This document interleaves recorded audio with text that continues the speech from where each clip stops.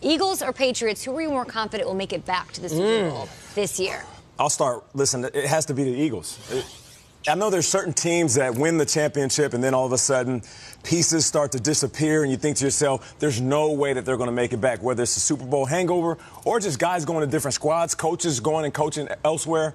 That's not the case with the Eagles. This is a very rare season where the championship team, the world championship team, retained all of their star players and then got even better. The addition of Michael Bennett, Haloti Ngata, along with the guys that are still getting a rhythm and young in their careers, I feel like it has to be the Eagles. There's no question. Yeah, I feel like the NFC is kind of like the NCAA tournament. So hard. And the AFC is kind of like the NIT tournament when you look at the teams.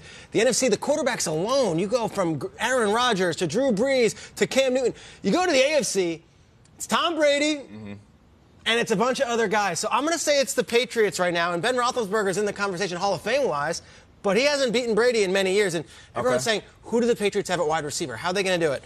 I'm going to put this, get this. This is your freezing cold take, whatever. I'm going to read you names right now. Do it. One of these guys is going to be a top 5 wide receiver in the league next year.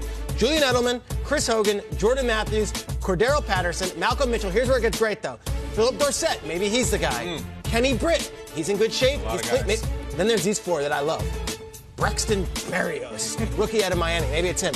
Riley McCarron. I'm going to say Riley McCarron's name on the show a bunch. I feel like this is a guy who might make the team and then be one of those annoying Patriot wide receivers where you're like, Riley McCarron. That's your guy for you? Riley McCarron. Yeah, I like and then this. Cody Hollister. The Hollister brothers. The Hollister brothers are there. They're loaded with all these names, but we don't know which one's going to step up. One of them will. Yeah. I don't want to hear about the Amendolas and the Cooks anymore. Okay. Because there's a reason those guys they let walk or trade away. They feel confident with what they got. Patriots have a much easier path.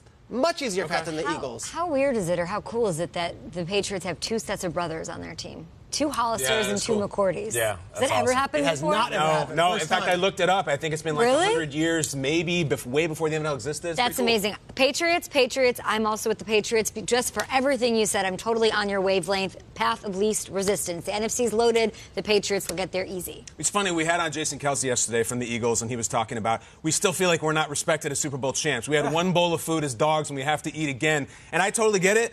But it's the Patriots. And I'll tell you what, they've earned that. They only have 2 types of seasons. You can flip a coin. One's where they get to the Super Bowl, one's where they get to the title game. The last time they haven't gotten to the title game, it was 2010.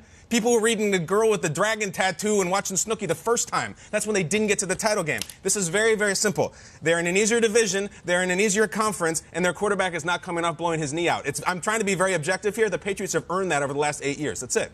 I'm blown away that You're you the guys only think Eagles this. guy. Listen, their defense is strong. It got stronger. And you mentioned the wide receivers. The wide receivers are loaded with the Eagles. And then you said the quarterbacks. The NFC is loaded with quarterbacks. So is the Eagles. You got Carson Wentz, of course, coming off of that injury, but he was MVP candidate last year. And then Nick Foles, the best backup in all of football. Like, I get it. I get why you're saying it, but this is exactly why Jason came on the show yesterday. And what he said was, we still feel disrespected. How do they have the exact same team? It got better. And we're still saying that other teams are going to take them down. Yes, we're giving credit to quarterbacks in the NFC, but I just feel like the Eagles are the team to beat. I don't know that we're disrespecting the Eagles as much as respecting what the Patriots have earned and their situation being so different and truly, objectively, a lot easier than the NFC. But you mentioned quarterbacks in the AFC. Which credits the Eagles and what they were able to do last year. The quarterbacks in the AFC are coming. Who? These young Deshaun Watson? No, they're The gap all is closing. They're coming. Sure. Okay.